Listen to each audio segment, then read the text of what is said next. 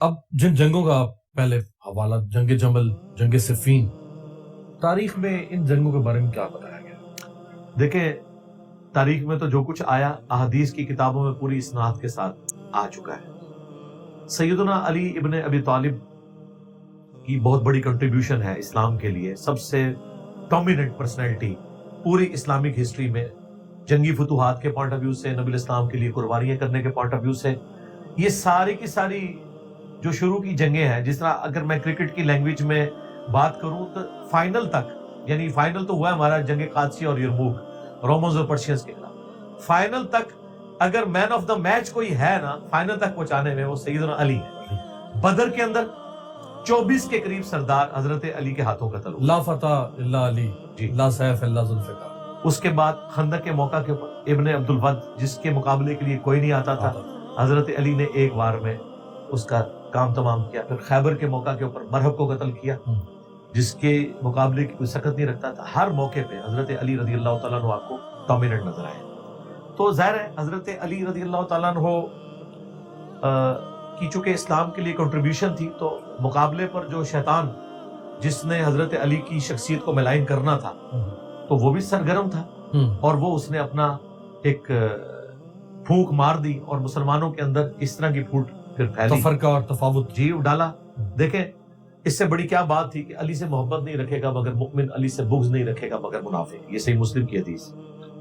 اور پھر نبی الاسلام نے حضرت علی کو یہ بات بتا دی، حضرت علی نے خود بھی یہ رپورٹ کی، فضائل صحابہ احمد بن حنبل کی کتاب میں ہے، المستدرک للحاکم میں، مسند امام احمد میں، مشکات میں، کہ اے علی تیری وجہ سے 2 فرقے جہنم میں جائیں گے اور 2 گمراہ ہوں گے، ایک تیری محبت میں غلوب کر کے، ایک تیری دشمنی میں۔ یعنی حضرت علی ایک مقام سے گرا کے، جی، ایک مقام حضرت علی اس کی وجہ نہیں بنیں گے، یعنی وہ حضرت علی کو مس یوز کریں گے۔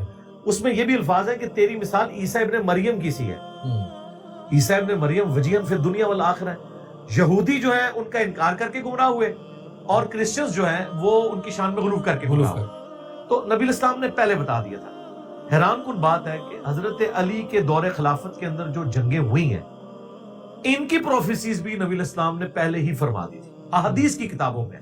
یہ تاریخ والا معاملہ نہیں، تاریخ میں تو کوئی کہہ سکتا ہے کہ کسی تاریخ لکھنے والے کا کوئی اپنا شغف تھا۔ احادیث کی کتابوں میں، بخاری میں، مسلم میں، ابو داؤد میں، اور مسند احمد کے اندر، المستدرک للحاکم میں پورے چیپٹرز ہیں جنگ جمل، صفین، نہروان سے متعلق، المصنف ابن ابی شیبہ کے اندر۔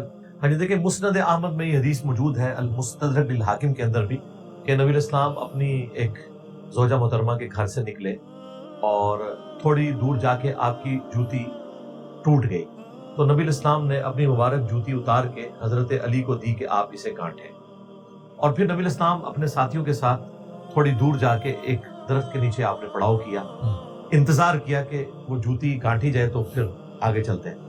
وہاں نبی الاسلام نے حضرت علی کی غیر موجودگی میں اپنے اصحاب سے فرمایا کہ دیکھو، اللہ تعالیٰ نے مجھے قریش کی طرف مبعوث کیا اور اس دعوت حق کو پھیلایا، ایز اے لاسٹ ریزارٹ مجھے اپنے قبیلے کے لوگوں کے خلاف تلوار اٹھانی پڑی، اس قرآن کی تفسیر کی خاطر، تعویل کی خاطر، لیکن تم میں ایک شخص ایسا بھی ہے جسے مسلمانوں کے خلاف تلوار اٹھانی پڑے گی اس قرآن کی تفسیر اور تعویل کی خاطر۔ اب یہ بڑی ڈومیننٹ بات تھی۔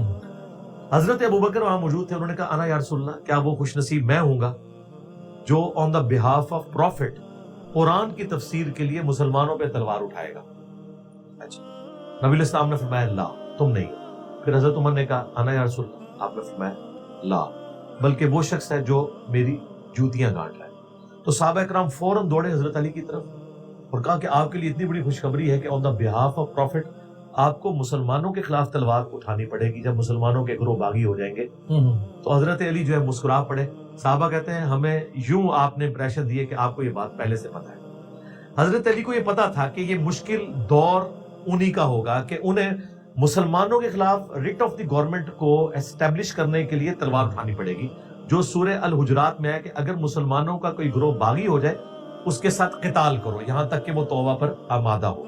تو قرآن کے اس حکم کے اوپر اگر آپ کو پریکٹیکلی کسی خلافت میں عمل نظر آتا ہے نا، تو وہ حضرت علی کی خلافت ہے۔ تمام محدثین اور فقہا یہ کہتے ہیں کہ حضرت علی کا دور خلافت ہمارے لیے گائیڈ لائن ہے کہ مسلمان حکومت نے مسلمان رعایا کے ساتھ کیسے بیہیو کرنا ہے اگر وہ بغاوت پر اتر آئے. اور سیدنا حسین کی پرسنالٹی اس اعتبار سے رول ماڈل ہے کہ اگر مسلمانوں کا حکمران بغاوت پہ اتر آئے تو رعایا نے اس کے ساتھ کیسے ٹریٹ کرنا. کیا بات, دونوں باپ بیٹا زبردست. الحمدللہ. تو سیدنا علی کو یہ بات پتا تھی, نبی الاسلام کی احادیث موجود ہے.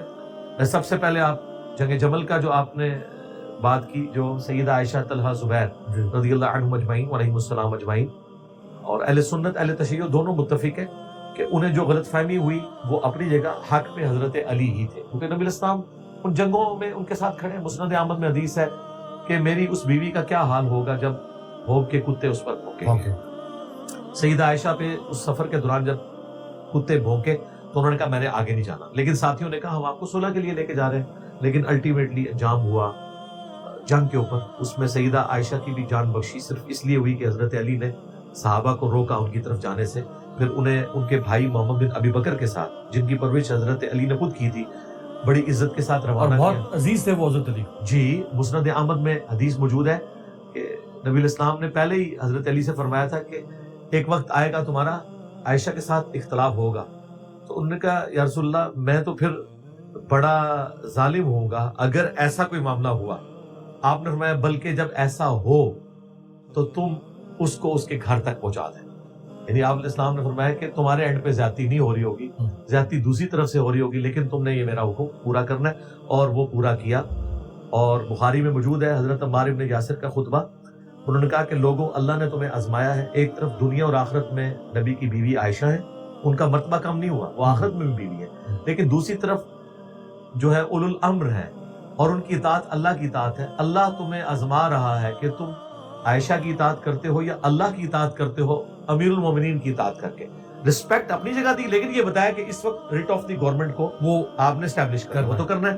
پھر المستدرک الحاکم میں حدیث موجود ہے, حضرت زبیر کہتے ہیں ایک دن میں حضرت علی سے محبت کا اظہار کر رہا تھا, تو نبی علیہ السلام نے فرمایا ایک وقت آئے گا کہ تم اسی علی کے ساتھ جنگ کرو گے, اس وقت تم ظالم ہوگے. کہا یا رسول اللہ میں؟ فرمایا ہاں.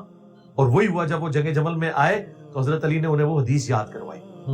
بھول گئے ہوئے تھے, جس طرح وہ قیدی کو بھول گیا, 9 سال بعد یاد آیا کہ حضرت یوسف علیہ السلام نے کہا تھا کہ بادشاہ سے ذکر کرنا. یہ ہو سکتا ہے, بعض لوگ اعتراض کرتے ہیں ایسا ہو سکتا ہے.